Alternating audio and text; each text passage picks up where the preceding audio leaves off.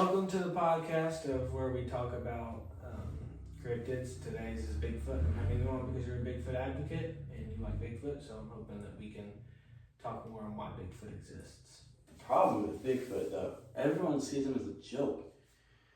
And there's so much evidence collected throughout these years that we still question, does he really exist? Bigfoot is not a modern innovation. It's been around for hundreds of years with the Native Americans all across the United States. They didn't really have contact with each other, but they all have the relatively same story of a big, large, hairy creature that goes remote in the woods. And you kind of got to pay attention to that because they couldn't really communicate with each other. So why do they have the same kind of stories? Yeah, and in the 70s, Bigfoot became big in the modern culture.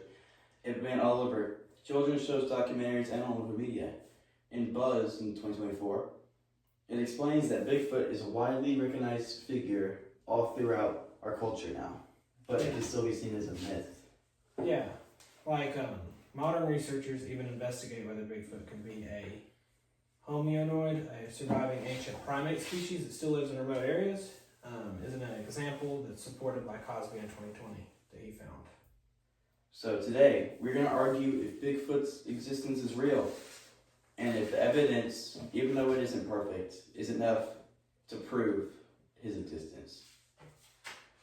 Going back to the Native American Indians, many eyewitness reports from those tribes, before there was even contact, had a lot of almost identical features that they spotted and have in their tails that they can't really contact each other, like we said. Yeah. So, how are they the same if there's really not something out there or any truth to this? They literally couldn't, just come with it together because they had no way to talk to each other. Exactly. And there's a bunch of footprint evidence out there, too. In the 2003 National Geographic interview, an expert stated that Bigfoot's tracks showed foot motions that a human couldn't naturally make. That means they're not easy hoaxes. That's not something easy to fake. Yeah, that's very true. A real, ape kind of footprint would be very hard to make for just a random person who's trying to hoax. Yeah, because nobody got that big of feet. Mm-hmm. We also have strange forest vocalizations, deep ape-like sounds that don't match any known animal. Especially in the United States. Because, there's no apes around here. Yeah, so that's another reason, what is that sound? Because it's not anything that we know around here. And Dr. Maria Mayer, a primatologist, found forest structures and, like you said, vocalizations in the North American area. And that matched primates that she studied in South America. Mm-hmm. You don't see primates here in the United States. No. Which is very confusing. Unless it's Bigfoot. Yeah, because Bigfoot be the only logical answer. Mm-hmm. There's a lot of anatomical analysis. Dr. Jeffrey Medrell in 2016 studied tracks and casts, like you were saying earlier,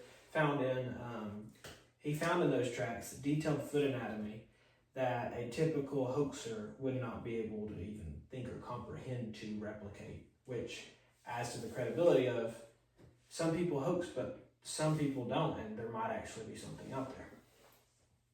And finally, Cosby from 2020 notes that new species are discovered regularly.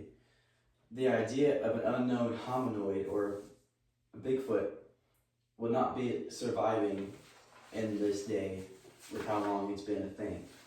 Yeah, so that just proves that it's the stories have lasted this long. Of course, skeptics raise concerns there's no a full body that's been found of a Bigfoot or physical remains. I don't know why that is, but that's just, I don't know why we haven't found any, but that's just one of their reasons that they don't believe. Another point is the number of hoaxes that have been out there. Some people fake tracks or sightings, and it damages the liability of the evidence, which is a big problem. Yeah, skeptics often argue that eyewitnesses can misidentify bears or wildlife, especially in low visibility or from a distance. But I think that that's true to some extent, but also back in time, Native Americans knew their animals. So it comes to, again, what is the other thing I think that they're seeing?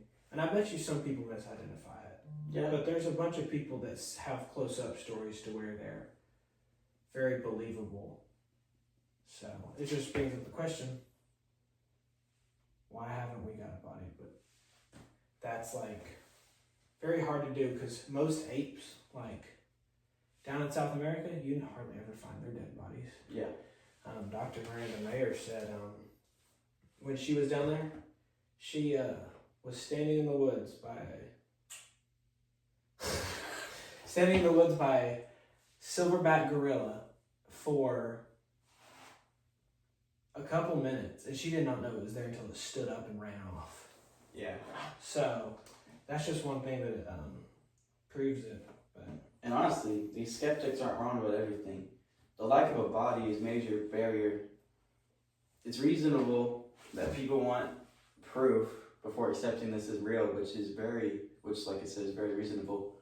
But there's enough proof out there really to just show that it's. Mm-hmm. Yeah.